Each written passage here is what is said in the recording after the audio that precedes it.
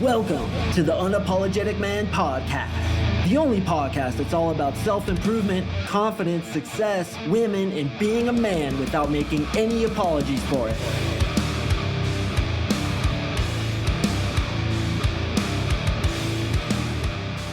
What is up, ya champions? Thank you for tuning in to another episode of the UMP. I really do appreciate you. And today, we are going to talk about player versus relationship. Which one should you do? I can speak from personal experience here because not only was I a player for probably about 2 decades, but I have been in a serious relationship for several years. I have a kid with her. Her name is Marissa, and I feel like I have a really good insight into what you should do as a man who wants to get the most happiness out of life, because that's why we're doing this, right? The reason you guys are trying to get better with women is because there's a big part of you that believes it's going to bring you happiness if you're able to attract women on command.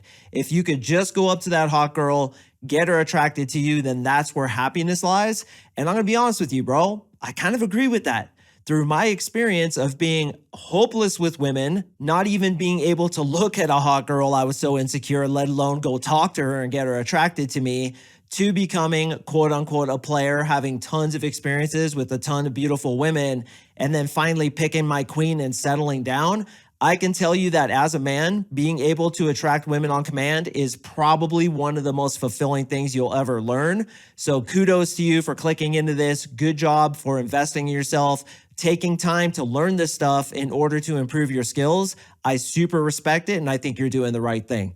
So I'm going to give you guys a little history about my experience of being a player, and then a little history about my experience with Marissa. I'll actually go over the conversation that we had the first time we met. It's actually pretty funny, and why I've chosen to settle down with her, because a lot of you guys are thinking, as I used to think, why would I settle down with 110 when I can have 3? That used to be my logic, right? Like, why would I settle down? I used to look at people with kids. I used to look at families and be like, bro, that looks fucking miserable, dude. Fucking crying kid as you're carrying the car seat and all these groceries, and you just look like you're tired, and you got this like fat wife, and it just fucking sucks. I'd always be like, dude, why the hell would I do that?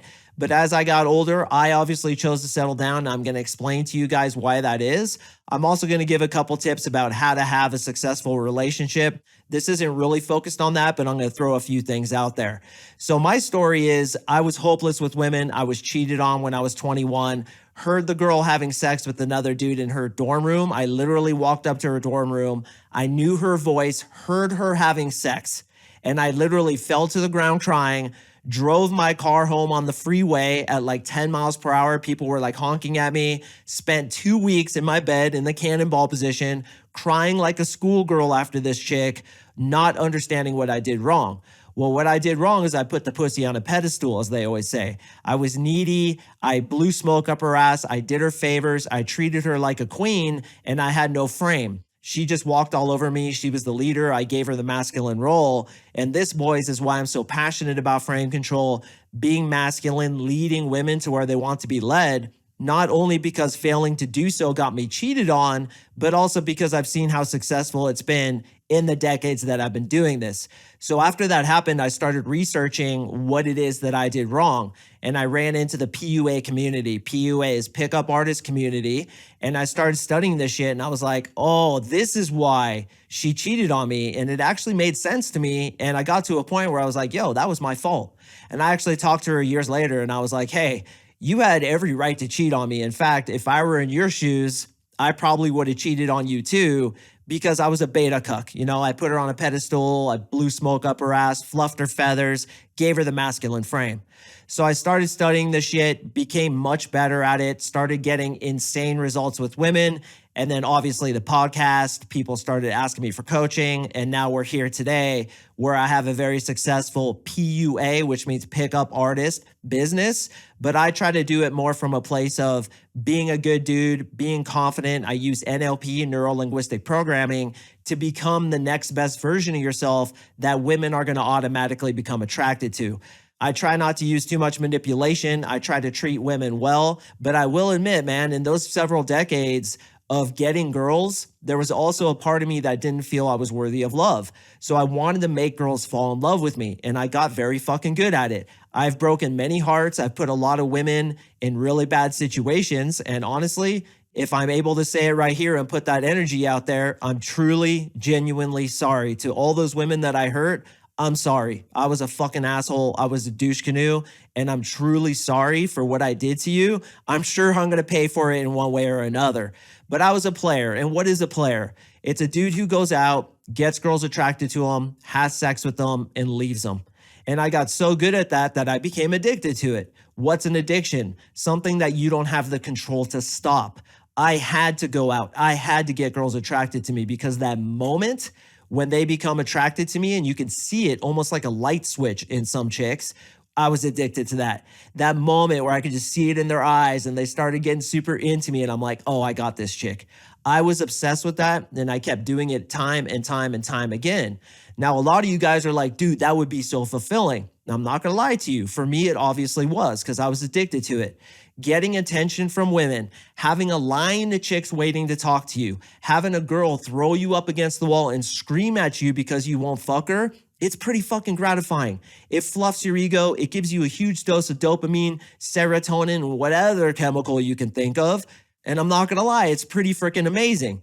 Not only is it really fulfilling, but it also gives you the skill set to attract a high quality woman when one comes around. Now, for those 2 decades, roughly, I think it was more like probably 18 years, but for those 2 decades, I did get some girlfriends in there, really high quality girlfriends. And I did enjoy settling down for a little bit because, as a lot of you guys know as well, sex with different girls all the time is pretty damn meaningless. And it doesn't feel very good after a while. That's why sex for me wasn't really the priority. It was trying to get a girl attracted to me who wasn't attracted to me to begin with. Somebody who gave me the hard no from the beginning. Somebody who hated me. I wanted to get her attracted to me, and I became very good at that. And I am, if I may toot my horn a little bit, go down Flex Avenue, good at teaching it to other guys because I did become an expert at it. But as I was having sex with more and more girls, I started wanting to find my queen. And I wanted a girl who had the same attitudes as me, who was a good person with a good soul, had a great personality, somebody who I could spend the rest of my life with. And even when she gets ugly, which make no mistake, boys, all women age, atrophy is unavoidable. Your chick's gonna get miles on her and she is gonna start looking unattractive physically. Even when that happened, I wanted somebody who I loved. And my parameter was I want to love her soul. I want that person who just has that soul connection with me, and not to get too spiritual, but I believe that does play a part. However, had I not built the skill set of being a player for all those years, I would not have been able to attract the woman that I currently have, and her name is Marissa. Marissa and I have been together for several years. We have a kid together. Her name is Lucia, and Lucia is actually named after my mom, and my mom's from Holland. Her name is spelled really crazy, but our daughter's name is Lucia, named after her grandma. And I'm happier than I've ever been in my life. Now, I'm going to be completely straight up with you because I'm always honest with you guys. Does the dopamine hit and the sense of validation, external validation of having a family meet what I've experienced in the nightclubs, bars, and just being a player? No. I have had experiences where, again, I've had lines of chicks waiting to speak to me, guys coming up to me and being like, bro, I just want to shake your hand because what you're able to do with girls. Insane situations that I can't even believe really happened. And dude, the dopamine that I got was pretty fucking amazing. It was like being addicted to meth or heroin. It was so intense that I used to drive home and just be like, bro, I can't fucking believe what happened. Like me and my friends would be like, dude, did you see that one thing? Or drive home with a car full of chicks and I know I could probably have a 3 or 4-some with at least a couple of them. It was fucking insane and it was so addicting, so addicting. That's why it took me so long to get out of it. But now that I have a woman, I have a daughter, I have a house, I'm going to be totally honest with you guys. It is the most fulfilling thing you will ever do in your life. And I strongly, strongly suggest it. You as a man are built to thrive on being in a tribe. That's where we come from, tribal communities. You are built to get rewarded by settling down with a woman. You are built to get rewarded by having a child. I get so much fulfillment from hugging my daughter Lucia every day that surpasses the high that I got when I was a player. But it's a different kind of high. The player high, in my opinion, is more like a cotton candy high. It's that feeling of sugar rushing through your blood and you just feel good. Or for those of you who have taken drugs before, I personally haven't. I heard it's a lot like cocaine. You take the cocaine, you feel fucking great, you're just on cloud nine, and it's that dopamine hit. Whereas having a family is more in the line of contentment kind of hit, where I just look at my family and I feel so much love deep in my heart that the cotton candy high I got from being a player can't even compare. So what do I suggest for you guys? Do I suggest you just meet the first girl you can who happens to be attracted to you and settle down with her? You guys know what I'm going to say. Obviously not, because if you don't work on your game, if you don't work on your frame and you don't become that dude who you know you could become by working on the bullshit inside your head, then you're going to have to settle down with a canyon mule or a mountain troll or a Nebraska heifer and just be like, dude, what if? I don't want to live my life that way, and that's why I chose to go into pain willingly and come out the other side with the ability to attract women on command. And for all you guys who are listening, but more importantly, those guys who have applied to my coaching program, I respect you so damn much. Every single application I get, I'm like, dude, this guy's my hero, bro. He wants to fucking improve himself. He wants to get to that next level. And I mean that with utmost sincerity, because it takes balls to admit that you need help. It takes balls to move in this with a brave, valiant heart and tackle this frontally like a fucking man does. And I respect every single one of you. Even if you're just listening to this podcast and you never apply, I respect you, bro, because you're trying to get to that next level. And that is what I suggest. Be a player, but understand that having a family is the most gratifying thing you will ever go through. And think about this too. What happens if you're a player your whole life and you grow old and you never have a family? You're going to be an old man without grandkids to come see you, without your children to come see you on the holidays, without any meaning whatsoever. Your bloodline is going to die. Your last name is going to die. It is, in my opinion, hell on earth if you have a life like that. So again, my advice is to be a player. Go out there, see what you like. Have sex with lots of girls, because I'll tell you, if you settle down too quickly, you're going to wonder, dude, what would it have been like if I was able to bang a bunch of chicks? I have a ton of friends who are in that situation. They're like, Mark, I'm kind of jealous of you, bro. You got to bang all those hot girls. You got to have all these like super dope girlfriends. And I didn't. I just settled down with Amy, who I love, and I'm happy I have a family, and yeah, I'm fulfilled with it. But dude, I wish I went out there in my younger years and got some ass, because that's really what I want. And I kind of regret it. And I kind of have a wandering eye, to be honest with you. I'm like, I get it, bro. You know, I got lucky. I got obsessed with this shit. Not in a healthy way, because I didn't feel worthy of love. So I had to make girls fall in love with me, which was unhealthy. I've since fixed it with NLP. I don't need that shit anymore. But if you can do it in a healthy way where you understand, look, I'm developing a skill set. If she wants to have sex with me and I want to have sex with her and it's mutually beneficial, then I'm okay with that. If there's no chance for her, I'm probably going to let her know up front. And you do it within your own moral compass. You develop the skill set so that when you see that girl, which make no mistake, gentlemen, you are going to see her at your most inopportune time. You have the game to be able to get her.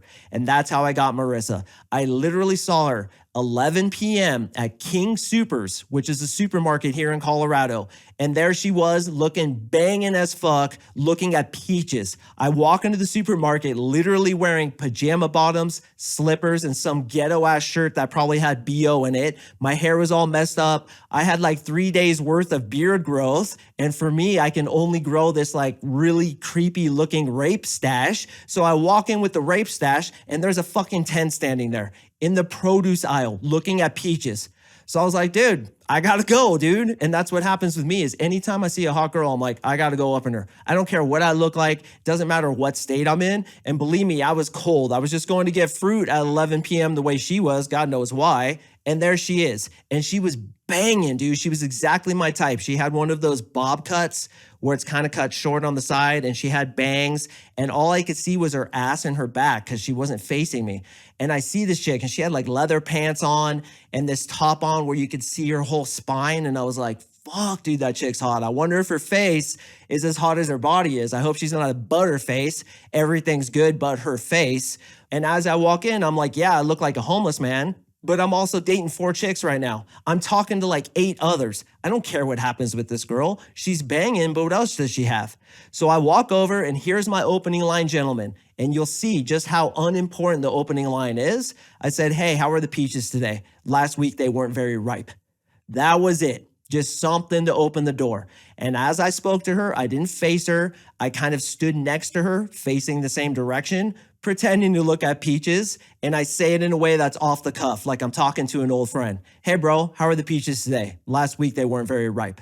And my tonality went down at the end, not showing supplication, showed I really didn't care. But at the same time, I had good energy. And I remember pumping my state up. As you're walking to the girl, you can tell yourself, fuck, it's about to happen, bro. That's going to give you adrenaline. And you can use that adrenaline to pump your state so that your energy field within your body feels good. You just want to feel better than she feels. So there she is, 11 p.m., looking banging as hell, looking like a runway model straight up.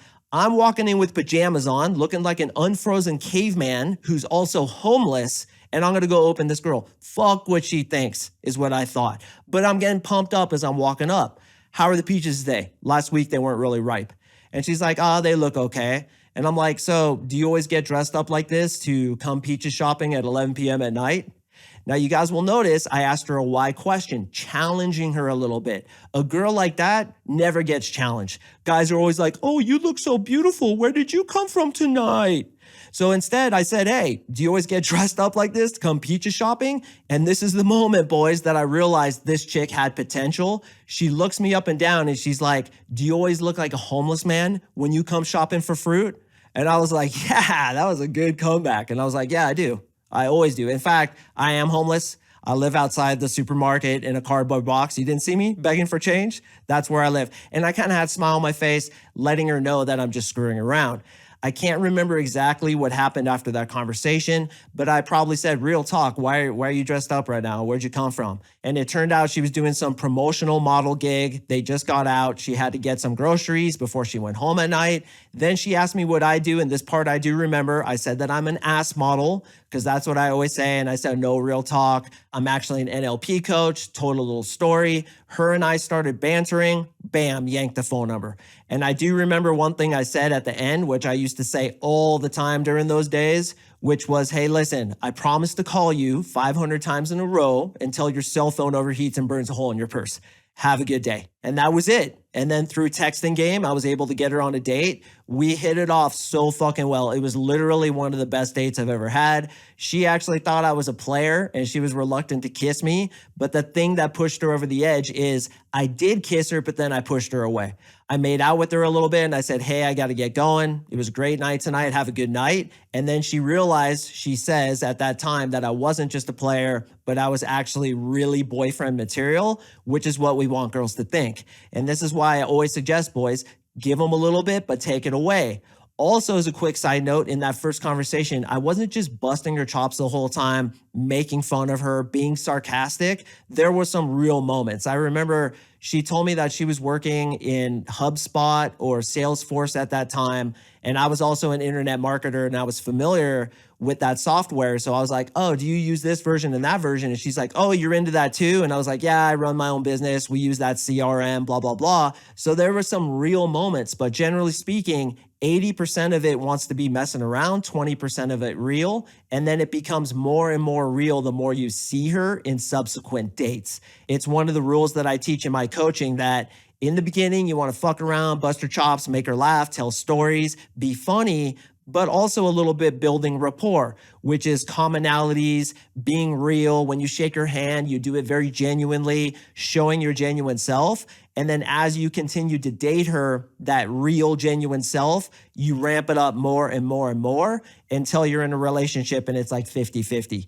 So after that first date, we had another date and then the rest is history. We did, however, date for several months before I dropped all my other chicks. And how did I drop those chicks? It was under my frame.